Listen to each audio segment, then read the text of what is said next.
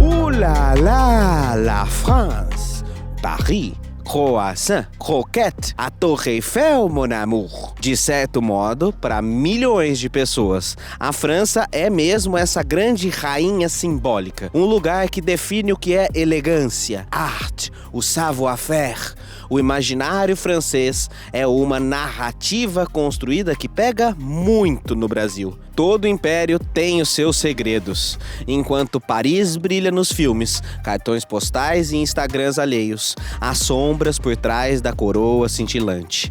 A aura glamurosa da França frequentemente mascara desigualdades domésticas, tensões sociais, neocolonialismo disfarçado, como vimos no episódio 1 dessa série. Enfim, o mito francês é, em parte, uma estratégia do poder brando. Afinal, por que você acha que esse país exportou tanto a ideia de moda, luxo, de romance pro resto do mundo? Quem é que nunca sonhou por caminhar por Paris, como num filme? Ou conhecer um museu como o Museu do Louvre? Eu confesso, inclusive, que eu também, quando era mais jovem, via a França assim. Um pedestal dourado onde tudo exala charme e grandeza. Essa sedução cultural da moda, da gastronomia, da filosofia e dos vinhos conferiu à França um tipo peculiar de poder, o poder suave, que atrai pela sedução ao invés de coagir, que esconde de boa parte do planeta tudo aquilo que nós já vimos no episódio 1 e todo o imperialismo que está em todos os lugares do nosso planeta. E aí, suave tranquila? Mais um vídeo na França, sobre a França. No vídeo de hoje, então, fechamos essa minissérie dos poderes franceses. Se a França ostenta hoje esse cetro cultural, não é por um acaso. A França virou mestre nisso. Afinal,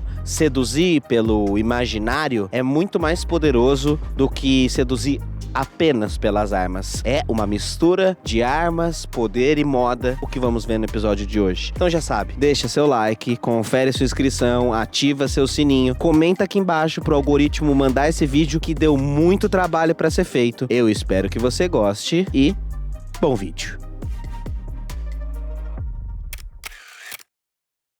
Imagine aí, luzes na passarela, modelos exibindo criações extravagantes, editores da moda e celebridades boquiabertas na primeira fila. O cenário que eu descrevi não combina muito com Paris? É sobre isso que nós vamos falar hoje. Deixa seu like, sua inscrição e seu sininho. Eu espero que você goste dessa série e bom vídeo. Ele desliga esse freezer aqui. Como eu falei. É? Pra economizar energia, ele desliga o freezer. Pois então, moda pode parecer futilidade para alguns, mas não se engane. A moda sempre foi assunto de política de Estado na França. Desde o século XVII, a corte francesa estendia o seu poder simbólico nas roupas de renda e de seda. O rei Luís XIV, aquele mesmo, o autoproclamado Rei Sol, investiu pesado na indústria de luxo. Seu ministro, Colbert, resumiu a estratégia sem pudor. A moda será para a França o que as minas de ouro são para a Espanha. E pasmem, foi mesmo. Agora, o impacto da cultura francesa no mundo é inegável. Do Balzac a Baudelaire, de Manet, Monet, Delacroix a Coco Chanel, da Sorbonne até a ideia de direita e esquerda, que está em todo mundo, que nasceu aqui. O Louvre, a Torre Eiffel e cada lugar da França estão no seu imaginário, ainda que você nunca tenha vindo para cá ou nem goste da França. No mundo inteiro, pessoas querem vir à França, seja pela filosofia francesa, para falar de antropologia, de Pierre Bourdieu, de Deleuze, seja pelo trabalho, seja pelo cinema ou pelo turismo. Ser refinado, cosmopolita, luxuoso é, de alguma maneira, estar na França segundo o imaginário do senso comum. Ser chique significa, de alguma maneira, ser um pouco francês, sobretudo na língua. O francês se tornou o idioma da diplomacia por um período no nosso planeta. Paris virou a capital da moda. Arquitetos, acadêmicos, chefes, e não à toa a gente tem o sucesso do Jacquin no Brasil. Você é vergonha da profissão! São calculados minuciosamente para compor esse projeto e esse imaginário político francês. E tudo isso moldou a maneira como o mundo imagina o francês comendo, se vestindo e conquistando todo o planeta só com l'amour.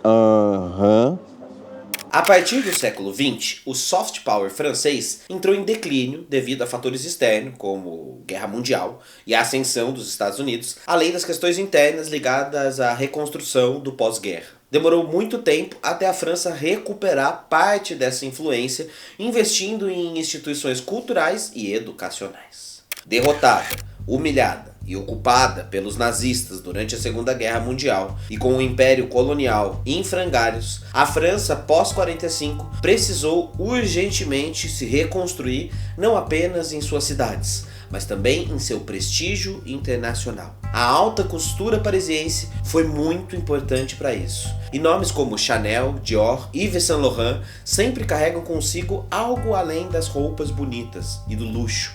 Carregam a narrativa do poder brando. Historicamente, foi a moda francesa que serviu como rebranding cultural de toda a França. Claro que, por trás dessa fachada humanista, havia interesses estratégicos. Apoiar jovens repúblicas africanas francófonas, oscilar entre o afastamento e aproximação tanto da OTAN quanto dos Estados Unidos, foram estratégias para manter a sua influência e seu poder. Paris, por exemplo, passou a promover festivais de cinema, semanas culturais, alianças francesas e vendia a ideia de arte de viver, ou l'art de vivre, a única forma de atingir um patamar de arte de vida através da França. Assim, ela conseguiu transformar a sua imagem. Foi de nação enfraquecida em 1940, tornou-se em 1950 e 60 uma velha tia, como é chamada nos artigos que li para fazer esse roteiro, e como velha tia, todos iam visitá-la para aprender as boas maneiras, a etiqueta, um admirável golpe de propaganda e relações públicas. Mulheres de Nova York ao Rio de Janeiro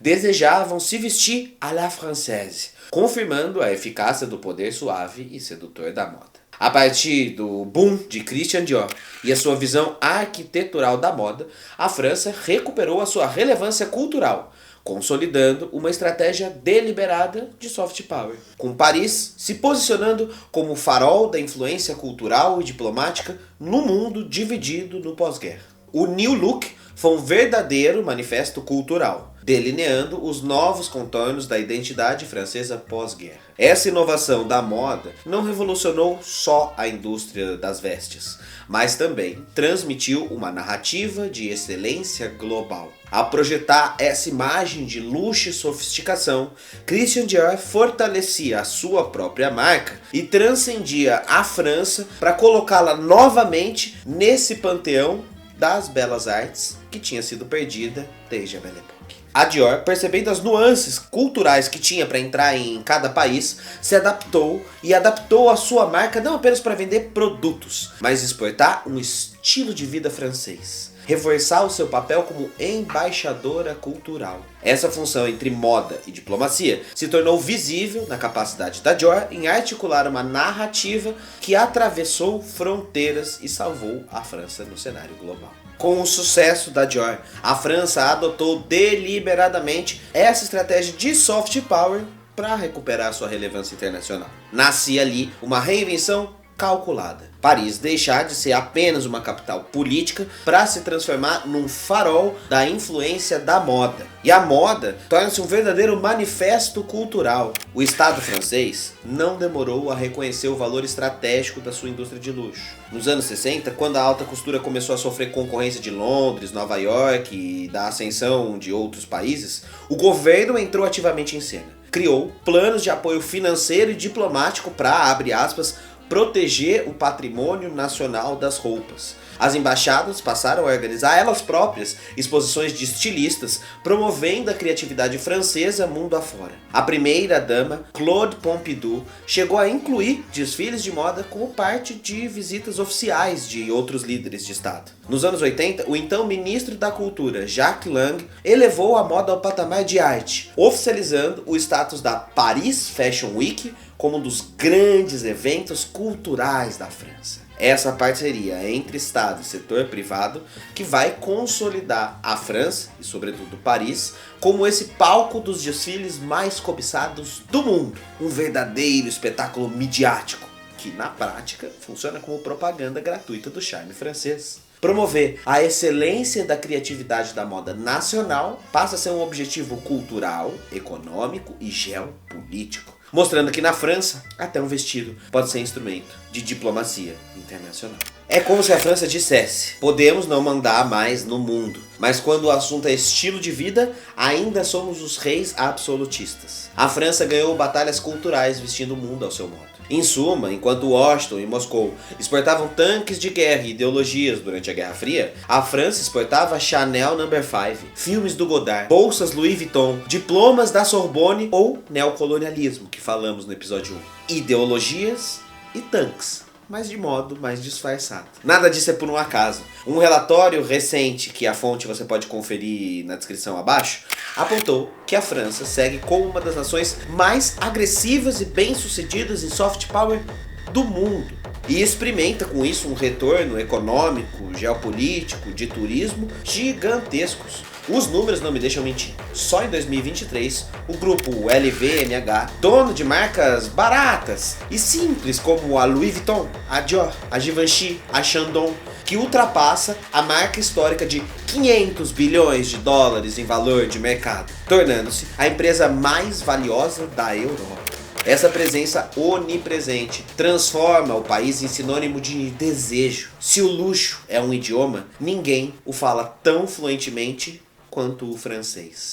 O turismo francês é o maior do mundo. Esse magnetismo gerado pela propaganda tem um peso econômico no turismo bizarro, tá? Em 2024, ano passado, a França recebeu mais de 100 milhões de turistas internacionais, gerando um lucro de 70 bilhões de euros só com o turismo internacional. Museus, monumentos, cidades históricas, enfim. O Louvre, por exemplo, é uma joia da coroa. Não só como o museu mais visitado do mundo, com 9 milhões de visitantes em 2023, mas também um personagem global, presente em filmes, em músicas, em novelas, em jogos, ensaios de moda. O nosso imaginário é tomado pelo Louvre. O Louvre não é apenas um prédio, é um palco global para mostrar o poder político desde o começo da sua história. A força dessa sedução chega em lugares distantes, como aqui no Brasil, que a ideia de França ainda exerce um fascínio peculiar, seja na elite, que imita os costumes parisienses desde o século XIX, seja no jovem, que sonha em mochilar pela França. Vamos explorar daqui pra frente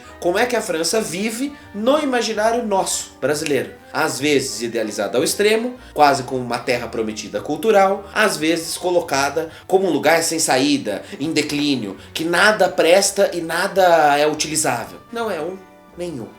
A relação do Brasil com a França sempre foi uma mistura curiosa de admiração, influência e um certo complexo de vira-latas que a gente brasileiro tem de sobra. Desde o século XIX, as elites enviavam seus filhos a Paris numa espécie de selo de validação cultural. Dom Pedro II, por exemplo, falava francês com fluência, e o Rio de Janeiro, logo após o Império, passou por um verdadeiro embelezamento ao estilo Paris. A arquitetura do Rio de Janeiro antigo e de muitas cidades aqui no nosso país segue o estilo parisiense e não o estilo português, que é o nosso colonizador oficial.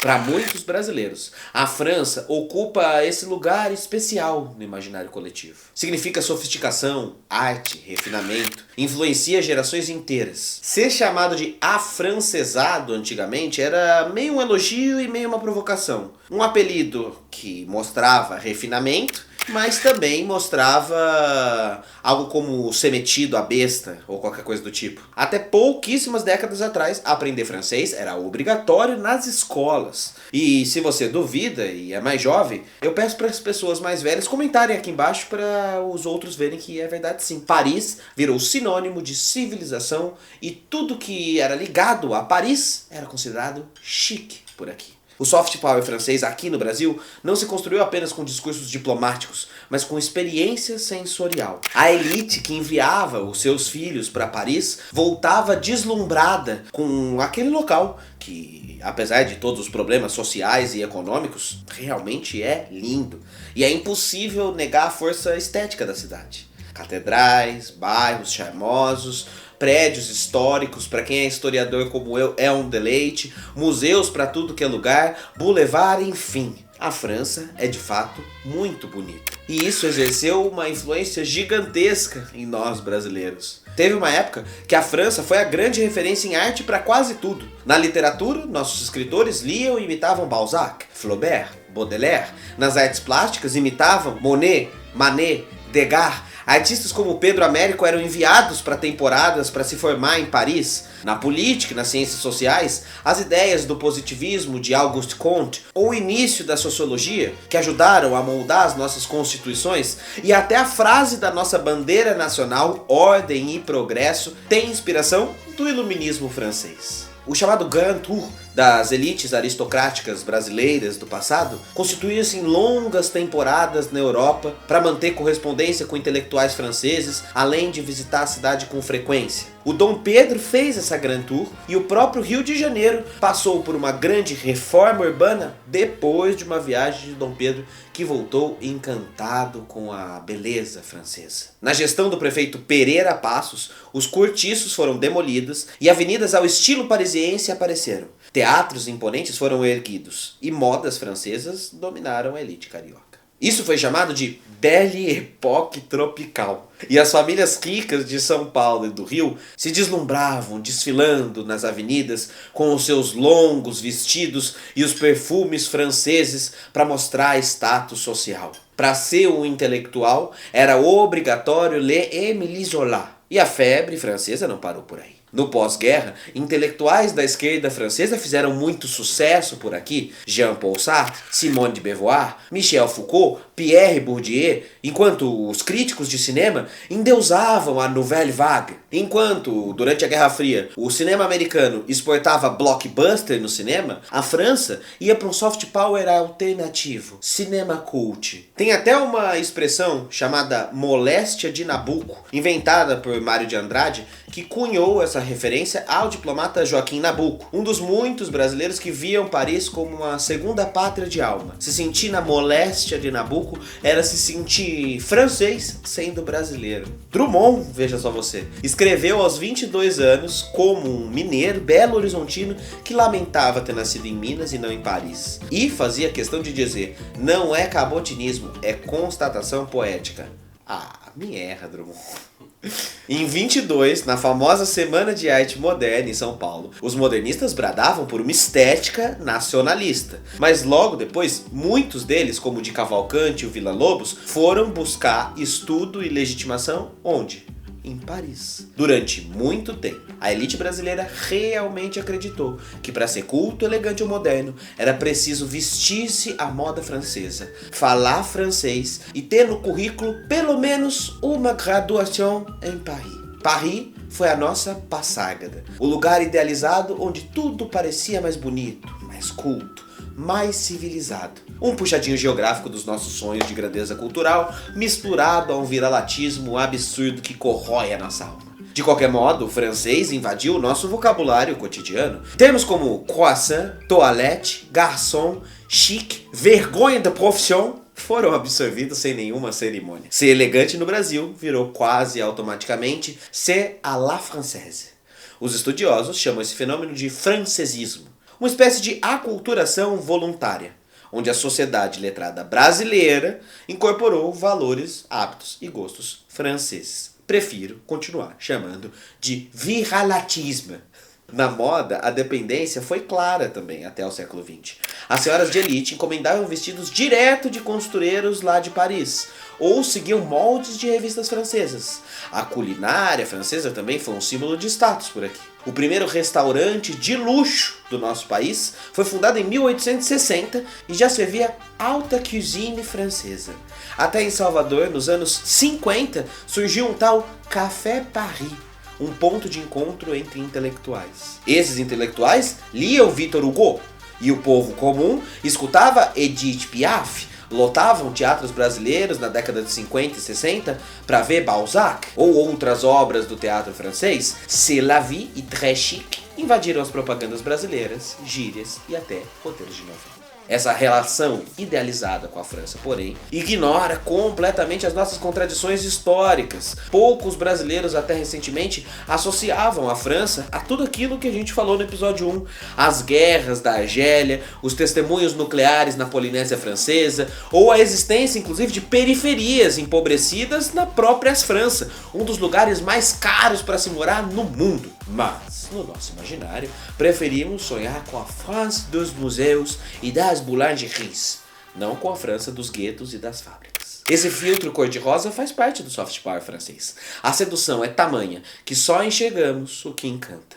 E no caso do Brasil, essa sedução funcionou como um colonialismo cultural invisível. Desvalorizou a nossa própria cultura ao compararmos ao ideal francês. A frase do Drummond, lamentando ter nascido em Minas, é a prova disso tudo. Hoje, é claro, essa relação é muito mais complexa. Continuamos a admirar a França, tanto que ela segue como um dos destinos favoritos dos turistas e estudantes brasileiros até hoje. Quem nunca ouviu alguém dizer: meu sonho é estudar gastronomia em Paris, ou fazer uma pós-graduação na Sorbonne? Em 2025, celebra-se os 200 anos de relações diplomáticas Brasil-França, com eventos e festivais, reforçando que existe um laço histórico. Mas agora temos mais consciência crítica.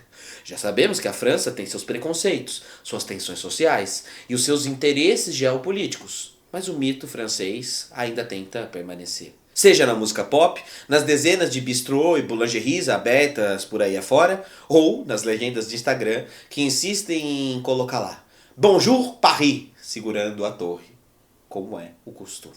A França segue seduzindo o Brasil. No imaginário popular brasileiro, França, Paris, na verdade, ocupa esse espaço de destaque. Quem nunca ouviu alguém chamar alguma cidade bonita de não sei onde é a Paris brasileira de tal lugar? Temos, por exemplo, a Paris tropical para Rio, Manaus, ou a Paris do Sul para Buenos Aires, na Argentina. Sempre a referência é Paris. Até hoje, quando casais brasileiros casam, vão para a lua de mel dos sonhos em Paris. Em novelas da TV Globo, por exemplo, frequentemente o personagem rico vai estudar ou passear na França, o que vale do refinamento francês. Restaurante e marcas brasileiras adoram pôr nomes franceses para soar sofisticados. A trufa vira truffe, o estilista vira couturier. Parece que colocar um selo francês agrega credibilidade automática. E o Jacan, que mesmo estando há 20 anos no Brasil, continua falando como um francês porque é isso que traz sucesso para ele. Você acha que é à toa? É propaganda, meu amigo, propaganda. O que esse imaginário brasileiro nos mostra? Que a França tinha um plano cultural de diplomacia e conseguiu vender para nós brasileiros, que ignoramos a tal periferia francesa. Vamos falar sobre isso, mas vamos falar lá da periferia francesa. Olha só. On la récupère.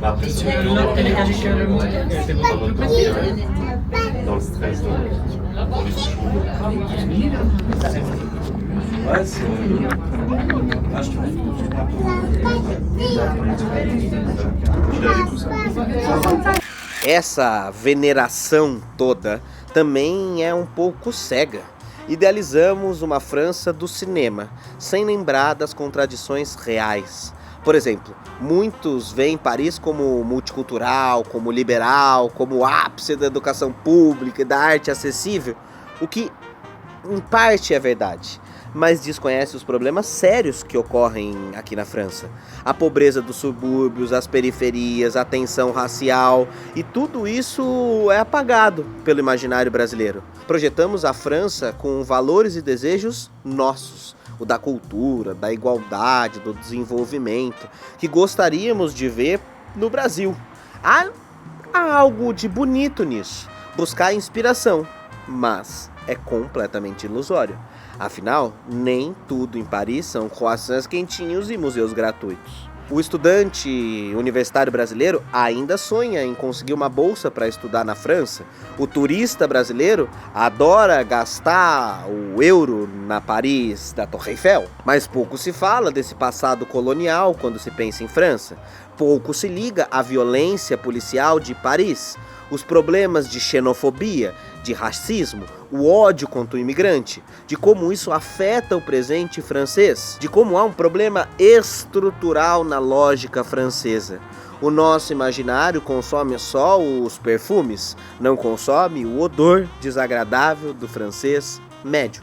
O que retorna rapidamente ao nosso episódio 1 e nos faz precisar encarar de frente essa face oculta, o continuismo colonial francês que grita aqui nesse país. O que retorna à discussão do nosso episódio 1. Vamos então encarar de frente a face oculta da França. Vamos encarar então a real França e os seus problemas. A França adora se imaginar e se vender como a pátria dos direitos humanos, a terra do acolhimento universal, liberté, égalité, fraternité para todos. Mas quando olhamos para as periferias de Paris e de outras cidades, percebemos um abismo existencial entre o ideal e o real. Milhões de imigrantes e descendentes de imigrantes, sobretudo do norte da África, do Oriente Médio e da África subsaariana, ou seja, as colônias francesas, vivem nas chamadas periferias, subúrbios marginalizados franceses ou as banlieues. Esses bairros, repletos de prédios habitacionais do tipo CDHU, aqueles prédios de moradia popular que a gente tem aqui no Brasil, sofrem com o desemprego, serviço público insuficiente, estigma social. É chocante pensar que o país da égalité ainda define as coisas por cor da pele, por nome de famille, e as oportunidades por causa dessa hierarquia. Agora então, uma anedota pessoal. Quando eu viajei para a França pela primeira vez, logo que eu desci no aeroporto, eu quis fazer as minhas primeiras compras. Daí eu tava lá treinando meu francês, que é bem porquinho, que só, porque eu queria comprar um isqueiro. E aí eu fiquei lá treinando, vous avez des briquets, des briquets, des briquets. E aí na hora do atendimento, a mulher percebeu que eu falava mal e perguntou de onde eu era. Eu disse que era brasileiro, e ela, latina, uma colombiana. Saí dali e a primeira loja que eu encontrei foi o restaurante mais barato do aeroporto, Kebab. A outra opção, um indiano. Todos os atendentes, apesar de falarem francês, eram imigrantes magrebinos ou de algum lugar do continente africano, servindo majoritariamente uma clientela branca abastada. É claro que essa é apenas uma anedota, uma impressão instantânea, mas eu acho que é simbolicamente forte. Os herdeiros das colônias continuam servindo a metrópole, ainda que agora no solo metropolitano. A pirâmide social francesa continua mantendo as suas nuances coloniais. Um dado contundente para você pensar é o seguinte: um estudo de 2017 revelou que os jovens considerados negros ou árabes e moradores da França tinham 20 vezes mais chances de serem parados ou revistados pela polícia francesa do que os outros jovens. Liberté, égalité, fraternité. A França se orgulha tanto de ostentar essas bandeiras de ideais universais desde a Revolução, mas na prática não é bem assim não. Mas, então como conciliar essa realidade de uma sociedade diversa, repleta de imigrantes, formada por descendentes de imigrantes, em que nem todos se veem contemplados pela tal igualdade e fraternidade? Aqui entramos em outra faceta da contradição francesa. O choque entre o mito da França acolhedora, igualitária e daltônica, que não enxerga raça e origem, e as experiências concretas de exclusão e preconceito vivido pelas minorias que vivem por aqui. A França, ao longo do século XX, foi um dos destinos migratórios centrais da Europa, porque precisava se reconstruir após guerras e de sustentar um modelo econômico insustentável. E por isso, o país importou mão de obra em massa. Primeiro, vieram os trabalhadores de outros países europeus, poloneses, portugueses, italianos. Depois, cada vez mais, chegaram os imigrantes das ex-colônias, argelinos, marroquinos, tunisianos, senegalenses, malinenses, marfinenses, vietnamitas, cambogianos, laosianos, turcos, entre outros.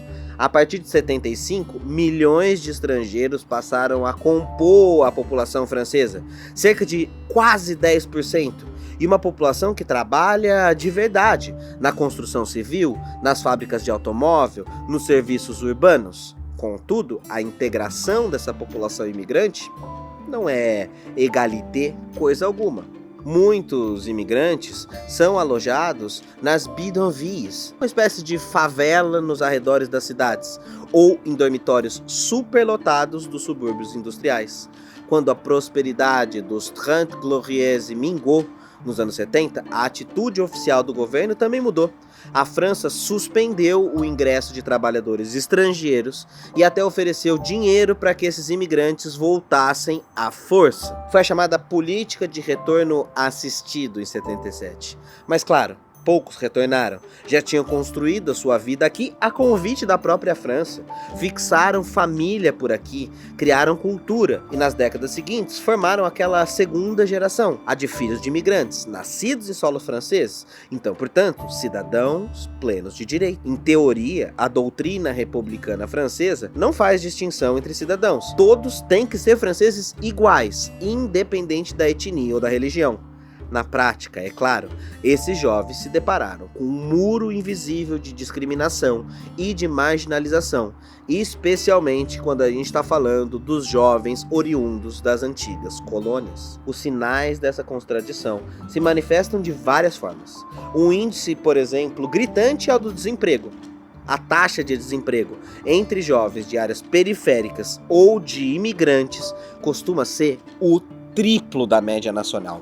Muitos estudos documentam que a discriminação no mercado de trabalho é muito maior e que um candidato com nome francês e branco tem 10 vezes mais chance de ser chamado para entrevista que um outro idêntico, mas que tem o nome árabe ou africano. As pesquisas de opinião pública revelam, por exemplo, que 45% dos franceses concordavam que em 2022 havia imigração demais para a França e que deveriam expulsar esses imigrantes.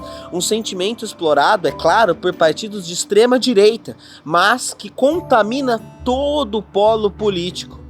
Enquanto isso, incidentes de racismo cotidiano multiplicam-se em silêncio aqui nesse país. Revistas policiais por perfil étnico, onde jovens árabes e negros são muito mais parados, recusas de alugar apartamentos para famílias de origem estrangeira e, é claro, a xenofobia das redes sociais. Por muito tempo, o establishment francês negou a existência de racismo na França, alegando que a república é, como disse há pouco, daltônica. O paradoxo é claro. A mesma República Francesa, que se orgulha de defender os valores universais, tem dificuldade de integrar os filhos de sua própria história colonial. Esses milhões de descendentes nascidos na França não se sentem plenamente franceses. É só parar para pensar nos jogadores de futebol. Muitos deles escolhem abrir mão da cidadania francesa, não jogar na grande seleção da França e ir para o seu país de colônia. Representar aquilo que verdadeiramente se sente pertencente. A frustração é mútua. De um lado, minorias étnicas enfrentam o racismo e uma falta de oportunidade. De outro, setores conservadores culpam a imigração e as crises sociais como culpa da degradação francesa. O avanço da extrema-direita, com Marine Le Pen chegando ao segundo turno das eleições presidenciais, exemplifica essa tensão. Xenofobia e islamofobia ganham espaço político, com foco em pautas como imigração africana, o uso do véu islâmico e a defesa de uma França para os franceses. Um dos pontos mais sensíveis também é essa questão religiosa, especialmente com a questão da comunidade muçulmana, a maior da Europa Ocidental, com cerca de 5 milhões de pessoas. A rígida tradição da laicidade francesa, que prega separação entre Estado e religião, entra em choque com as práticas culturais de imigrantes de origem islâmica. Em 2004, a França proibiu os símbolos religiosos ostensivos nas escolas públicas, afetando diretamente as alunas muçulmanas que usam o hijab. A medida, sob o argumento de proteger a laicidade e a igualdade de gênero, foi vista internacionalmente como um ataque à liberdade religiosa. Questão debatível e polêmica. Nos anos seguintes, a lista de restrição cresceu. Proibição de burcas e hijabs em espaços públicos, tentativa de banir burquines das praias e, em 2023, a proibição total das abaias nas escolas. Cada nova medida acompanhada de polêmicas, discursos inflamados, a extrema-direita crescendo e nenhum tipo de suporte a estes muçulmanos, que afinal de contas continuam sendo cidadãos querendo a França ou não. Em 2023, a maior rede de TV de notícias da França enviou câmeras para a porta de uma escola em Lyon apenas para contar quantas alunas vestiam a roupa proibida, numa ideia meio caça às bruxas televisiva. As meninas, constrangidas, tiraram discretamente os seus véus antes de entrar na escola, onde o uso já era proibido, mas a reportagem sugeriu que o Estado laico estava sob ataque. Dias depois, outro episódio ganhou repercussão. Em Nice, um grupo de crianças muçulmanas teria rezado durante o recreio, um caso que gerou reação pública do prefeito e até do ministro da Educação, que condenaram as crianças por violarem a laicidade da França. Esses casos pontuais revelam um clima onde ser muçulmano na França significa frequentemente estar sob paranoia e suspeita do coletivo. O jornalista Maher Mezari, franco-argelino, descreveu bem esse ambiente. Abre aspas. A água em que os franceses nadam diariamente exala um racismo latente e uma islamofobia banalizada. Tão naturalizada que muitos nem percebem mais. A resposta do Estado tem sido a pior. Leis restritivas sobre símbolos religiosos, policiamento agressivo nas periferias, baixa educação dessas elites para largar esse preconceito, tudo reforçando uma sensação de que existem cidadãos de segunda classe na França. Agora, é claro, se o francês médio não enxerga tudo isso, o francês mais pobre, sim. Nas periferias francesas, a juventude sente o peso dessa exclusão. Muitos são cidadãos franceses, falam francês, torcem para a seleção nacional, mas não se sentem franceses. Uma pergunta sempre volta à TV. Como os netos de imigrante ainda não se integraram no país após 3 ou 4 gerações? 3 ou 4 gerações. Isso significa mais ou menos o mesmo dilema que eu tenho em ser asiático brasileiro. 3 ou 4 gerações é o que volta para o início da minha família. E é como se nós ainda não tivéssemos sido aceitos enquanto brasileiros, porque a nossa bisavó nasceu no Japão. Isso acontece no caso desses imigrantes muçulmanos. Algo que revela um fracasso do modelo francês de integração. Essa mistura de libertadora e controladora, culto e militarista, sofisticada e profundamente contraditória, é o que molda a imagem da França real, da França para além da propaganda francesa. Não se encaixar muito bem no mito da França iluminista que um dia tentou existir. Agora, essa juventude vem encontrando seu espaço, seja através do hip hop francês, que inclusive é o segundo maior mercado do mundo, perdendo só para o hip hop dos Estados Unidos, seja nos protestos por aí afora, queimando carros, fazendo barricadas e agindo como o estereótipo francês que a gente imagina. Eles estão gritando, também somos a França. E essa cobrança talvez é um dos maiores testes ao ideal republicano francês desde pelo menos o famoso Maio de 68. O modelo francês está falhando. Esse ideal francês de república ignora as barreiras do racismo estrutural francês e da desigualdade socioeconômica que existe, sem perceber que a França é formada de imigrantes, que a França precisa desses imigrantes e que a cada vez que a polícia agir perseguindo, haverá uma onda de revoltas, como já aconteceu em 2005, em 2008, em 2012 e em 2018. E agora, mais recentemente, em 2023, quando a polícia francesa matou um imigrante, muito provavelmente apenas porque era um imigrante. A França precisa compreender que se ela quiser continuar sendo a França, ela precisa dar acesso ao mundo. A França sempre colonizou os outros. E agora que ferrou todo mundo e as pessoas estão fugindo para lugares mais bem endinheirados, ela não quer aceitar aquilo que ela mesma gerou. A França sem os imigrantes não existe. A França sem a força de trabalho da imigração acaba. E por mais que a França tenha tentado expandir inglês, facilitar o trabalho de pessoas a entrarem na França e terem cérebros pensantes ou aquele tipo de imigrante mais cultivado, isso não basta. Depois de tudo que vimos até aqui, é hora de olhar de frente para a França real, por trás do mito. A resposta é complexa, mas os sinais são claros. O país está enfrentando uma crise de confiança, uma crise social, uma crise de identidade. Se receber o apoio político certo, a França tem chances de se recuperar. Mas se continuar indo para os lados da extrema-direita, achando que expulsar imigrante ou sair da União Europeia vai ser a solução para alguma coisa, Aí só me resta esperar e assistir a derrocada de mais um império. E isso sem contar todos os outros problemas estruturais. Por exemplo, a reforma da Previdência, que até pouco tempo atrás gerou uma celeuma gigantesca no país. Todos os lados ideológicos saíram para protestar, para segurar a aposentadoria na idade que estava. E o Macron usou a sua canetada de lei suprema para passar por cima de tudo. E a França já não apaixona mais como apaixonava antigamente. A França hoje vive então um rearranjo radical. Os partidos tradicionais praticamente explodiram, da centro-esquerda à centro-direita, abrindo espaço para polos de extrema-direita. Pompida já atingiu 90 assentos na Assembleia Nacional, um salto inédito para o partido desde a Segunda Guerra Mundial, que não havia tanta força da extrema-direita francesa. Mas é claro, esse ressentimento vem crescendo e a extrema-direita está conseguindo se apoderar desses problemas e chamar para si o que há de pior do povo francês. Então, chegamos enfin na França nua e crua, por trás de todo o glamour da Torre Eiffel, por trás da Marselhesa tocando e as promessas da Revolução Francesa, existe um país cheio de trabalhadores, tensões sociais e muitos problemas que se desenham como uma espécie de crise do fim da França. A França atual, na verdade, é uma potência bem mediana. Estou mandando minha frota de guerra até você! Ou você abre Estreito de Hormuz, ou sentirá minha fúria! Isso é uma ordem! Não.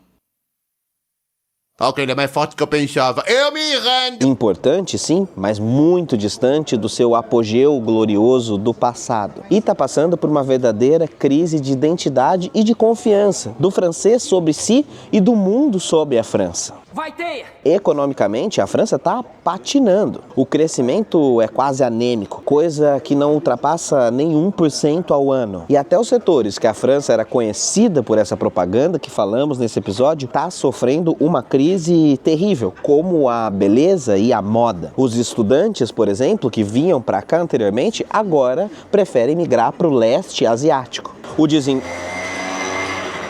O desemprego, que até melhorou comparado a décadas passadas, está chegando na casa dos 10%. A dívida externa pública francesa já ultrapassou há tempos os 100% do PIB e pode chegar no ano que vem a 117% de dívida, colocando a França no topo dos maiores devedores do mundo e sem condições de sanar esse problema econômico. Não sobrou nada para a Francinha. Essa contradição francesa, porém, não surgiu de forma alienígena. Tem muitos países que têm duas caras e por isso que a gente direto faz esses episódios sobre países e poderes aqui no nosso canal. Como quando a gente viu como a ideia de sonho americano está completamente falida, ou quando a gente viu como os problemas estruturais do Japão e da Coreia do Sul têm gerado tensões sociais cada vez maiores. Você pode assistir isso nesses vídeos que estão passando aqui, eu espero que o Gelo coloque aqui agora, senão eu tô só passando vergonha. Vai ter! E ver como isso não é uma coisa meramente isolada dos franceses. A diferença da França, talvez, seja apenas pela forma que ela construiu esse seu mito cultural. Como que essa paixão construída em torno da França acaba gerando uma espécie de negação do mundo e dos próprios franceses sobre si mesmos. Os franceses são muito orgulhosos do seu passado, do seu nacionalismo glorioso. O que, de alguma maneira, tem um certo sentido por um momento que a França foi marcante, mas que agora tem dificultado muito a autocrítica do país. Constantemente tem dificuldades de admitir falhas, como por exemplo a força policial brutal, a repressão em protestos ou o amargo legado do colonialismo, que falamos tanto no episódio 1. Pois isso fere o amor próprio do francês, e o francês se ama muito. A França de hoje é, então, ao mesmo tempo a rainha do mundo imaginário e a revolucionária inquieta, brigando com seus próprios fantasmas. Essa tensão é o que torna a França tão fascinante. Para você, jovem universitário que assistiu esse vídeo ensaio, fica o convite e a reflexão crítica. Não é só sobre a França, mas sobre qualquer nação que usa cultura como maquiagem política. Que a gente siga admirando a beleza da arte que tem no Louvre, mas sem esquecer das vozes de protestos ecoando na frente do Louvre, nas ruas das periferias de Paris. Que a gente aprecie o croissant, mas sem ignorar quem o assou de madrugada, nas periferias invisíveis aos turistas, os imigrantes. O soft power seduz, mas também disfarça. E por trás de cada vitrine de luxo, há sempre uma história de luta, exclusão e contradição. E isso, meus amigos, ça c'est la France. Essa é a grande contradição desse vídeo. Não fecha esse vídeo aqui não, mas eu vou indo para a parte final do vídeo, que é a melhor, porque eu finalmente vou poder comer esses croissants que estavam aqui no nosso cenário. E além de te pedir o like, o sininho, a inscrição, eu te convido para participar das nossas imersões em estética. Para você que gosta desse assunto de estética e política, participa do nosso aprofundamento, da nossa imersão. A gente fez com muito carinho. Você não vai se arrepender. E se você gostou dessa série, comenta aqui embaixo ou financia o nosso canal. Eu poderia fazer episódios como esse em vários lugares do mundo. Você imagina que louco seria? Porras. Mas quem sabe um dia. Por enquanto, apoie o nosso canal como você puder, financia a nossa equipe, se delicie com esse croissant. É nóis. Fica suave e falou. Tá frio.